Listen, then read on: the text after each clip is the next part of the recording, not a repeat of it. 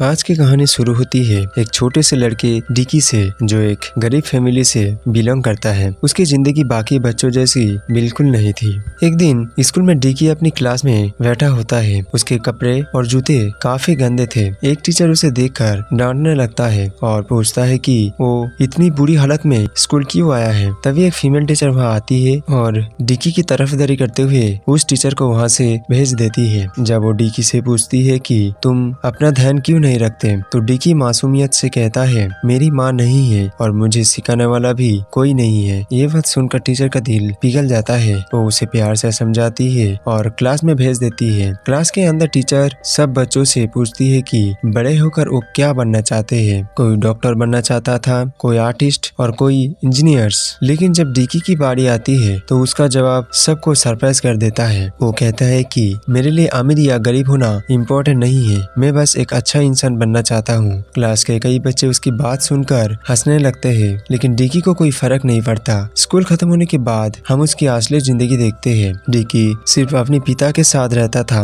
उसका फादर एक construction worker था जो रोज बहुत मेहनत करता था ताकि अपने बेटे को एक अच्छी जिंदगी दे सके। उनके पास पैसे बहुत कम थे, घर में बेसिक चीजें तक मुश्किल से थी। एक दिन डिकी के स्कूल का एक अमीर और बदतमीज लड़का जॉनी एक एक्सपेंसिव रोबोट टॉय लेकर आता है। सारे बच्चे उस टॉय को देखने के लिए उसके आसपास जमा हो जाते हैं। डिकी भी क्यूरियोसिटी में उस टॉय को देखना चाहता है, लेकिन जॉनी उसे धक्का देकर कहता है इसे दूर रहो, तुम इसे टच भी नहीं कर सकते। डिकी चुप हो जाती है। इसी दौरान जॉनी एक दूसरी लड़की का भी मजाक उड़ाता है। ये देखकर डिकी को बुरा लगता है और वो जॉनी को रोकने की कोशिश करता है। लड़की रोती हुई वहाँ से चली जाती है। तब डिकी उसके पास जाकर उसे कंसोल करता है और दोनों के बीच दोस्ती हो जाती है। उधर उसका फादर रोज की तरह मेहनत कर रहा था। एक आदमी उसे कहता है कि इतनी मुश्किल जॉब छोड़ दो, लेकिन डिकी का फादर कहता है मैं ये सब अपने बेटे के लिए कर रहा हूँ। मैं उसके लिए एक इलेक्ट्रिक फैन खरीदना चाहता हूँ। काफी मेहनत के बाद वो एक फैन खरीद भी लेता है। घर पहुंचकर डिकी बहुत खुश हो जाता है, लेकिन जब फैन चला जाता है तो वो काम ही नहीं करता। अब दोनों को गर्मी में ही रात गुजारनी पड़ती है। पैसे की कमी थी, लेकिन प्यार की नहीं। बाप और बेटा एक दूसरे की पूरी दुनिया थे। कुछ ही दिनों बाद टीवी पर एक अजीब खबर चलती है। आसमान में किसी अनोखी चीज को देखा गया था। कुछ लोग उसे यूएफओ कह रहे थे, लेकिन किसी को उसकी सच्चाई नहीं पता थी। एक दिन डिकी और उसका फादर शॉपिंग मॉल जाते हैं। वहाँ डिकी की नजर उसकी रोबोट टॉय पर पड़ती है जो जॉनी के पास था। इस बार वो जिद पकड़ लेता है कि उसे वही टॉय चाहिए, लेकिन उसका फादर इतना महंगा टॉय खरीद नहीं सकता था। जब डिकी बार बार जिद करता है तो उसका फादर गुस्से में उसे डांट देता है। डिकी दुखी होकर मॉल से बाहर निकल जाता है। बाहर उसकी टीचर मिलती है। वो उसे समझाती है कि उसका फादर उसे बहुत प्यार करता है और जो कुछ भी करता है उसके भले के लिए करता है। उस रात डिकी का फादर एक जंकयार्ड जैसी जगह पर कुछ काम की चीजें ढूंढ रहा होता है। तभी उसे वहाँ एक अजीब सी चमकाती हुई हरी बल्ब मिलती है। उसे लगता है कि शायद ये डिकी के काम आ सकती है। वो उसे घर ले आता है और गिफ्ट के रूप में डिकी को दे देता है, लेकिन डिकी अभी भी मॉल वाली बात से नाराज था, इसलिए वो उस गिफ्ट को देखना भी नहीं चाहता। लेकिन रात में क्यूरियोसिटी की वजह से वो छुपके से उस गिफ्ट को खोल कर देखता है और उसके अंदर होती है एक अजीब सी ग्रीन बॉल। डिकी को बिल्कुल अंदाजा नहीं था कि ये छोटी सी बॉल उसकी पूरी जिंदगी बदलने वाली है और इसके अंदर छुपा है एक ऐसा राज जो धरती का नहीं है।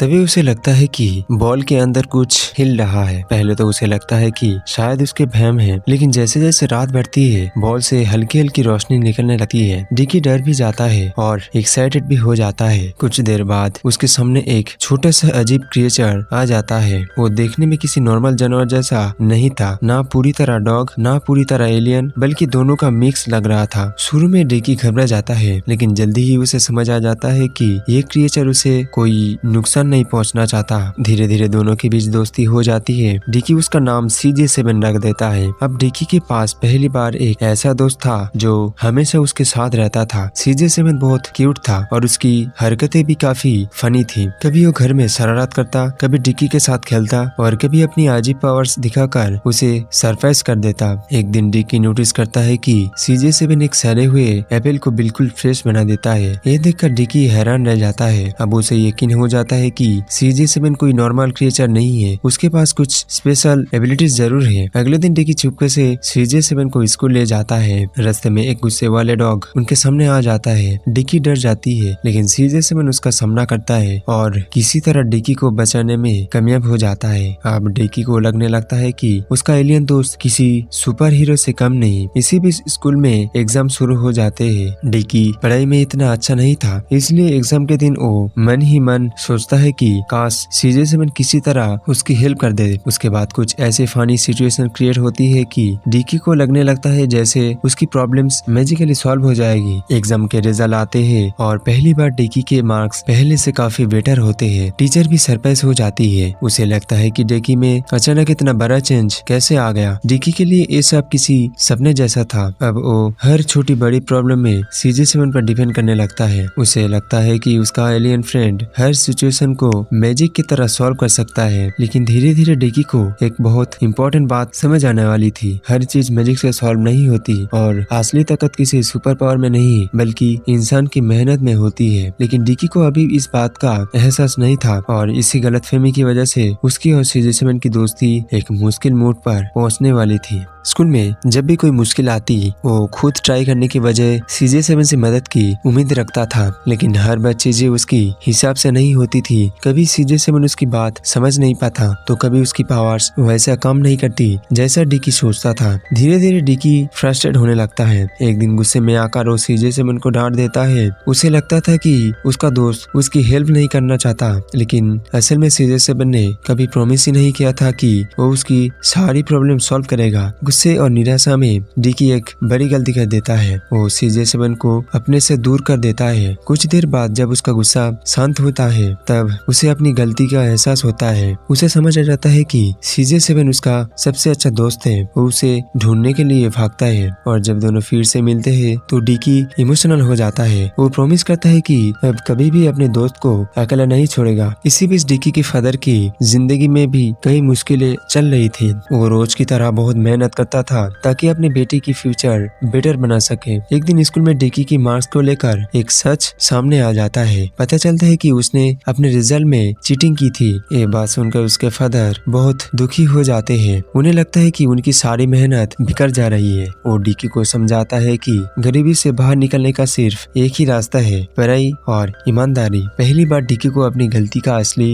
एहसास होता है। अब वो सच में बदलने का फैसला करता है। इस बार वो किसी मैजिक या शॉर्टकट पर भरोसा नहीं करता। वो खुद मेहनत करना शुरू कर देता है, दिन रात पढ़ाई करता है और आखिरकार उसकी मेहनत रंग लाती है। वो एग्जाम में अच्छी मार्क्स ले आता है। उसके फादर ये देखकर बहुत खुश होते हैं। उन्हें लगता है कि उनका बेटा अब सही रास्ते पर चल पड़ा है, लेकिन किस्मत ने अभी एक और मिशन बाकी रखा था। एक दिन काम के दौरान डिकी के फादर के साथ एक भयानक हादसा हो जाता है। उन्हें गंभीर हालत में हॉस्पिटल ले जाया जाता है। जब डिकी को इस बात का पता चलता है तो उसकी दुनिया हिल जाती है। हॉस्पिटल के बाहर बैठा वो बस एक ही दुआ कर रहा था कि उसके फादर ठीक हो जाए, लेकिन कुछ देर बाद उसे एक ऐसी खबर मिलती है जो उसे अंदर से तोड़ देता है। उसे बताया जाता है कि उसके फादर अब इसी दुनिया में नहीं रही। ये सुनकर डिकी पूरी तरह टूट जाता है। उसकी आंखों के सामने उसकी पूरी जिंदगी घूमने लगती है। उसका दोस्त, उसका सहारा, उसकी पूरी दुनिया, सब कुछ जैसे उसे छीन गया था। लेकिन तभी CJ7 एक ऐसा काम करता है जो किसी चमत्कार से कम नहीं था। अपनी बची हुई सारी एनर्जी यूज करके वो डिकी की फादर की जान बचाने की कोशिश करता है। CJ7 की बॉडी से एक अजीब सी रोशनी निकलती है और कुछ ही पल बाद डिकी की फादर की सांसें वापस चलने लगती है। डिकी की खुशी का ठिकाना नहीं रहता।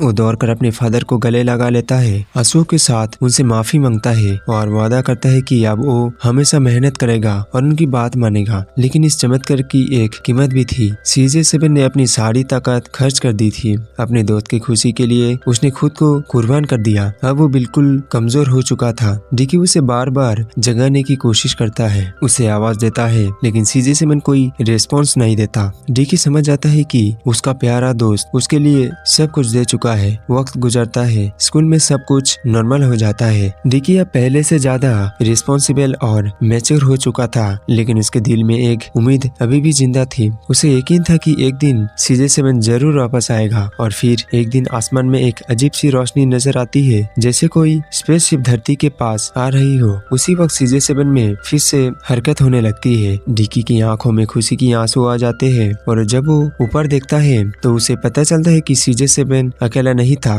उस जैसे और भी कई प्यारे एलियन क्रिएचर्स धरती पर आ चुके थे। और इसी के साथ ये मूवी यही खत्म होती है, लेकिन एक खूबसूरत मैसेज देता है कि असली दौलत पैसे से नहीं होते, असली दौलत होती है प्यार, दोस्ती और परिवार से। और कभी कभी एक छोटा सा दोस्त भी हमारी जिंदगी हमेशा के लिए बदल सकता है। अगर आपको वीडियो पसंद आए तो वीडियो को लाइक करें और चैनल को सब्सक्राइब करना ना भूलें।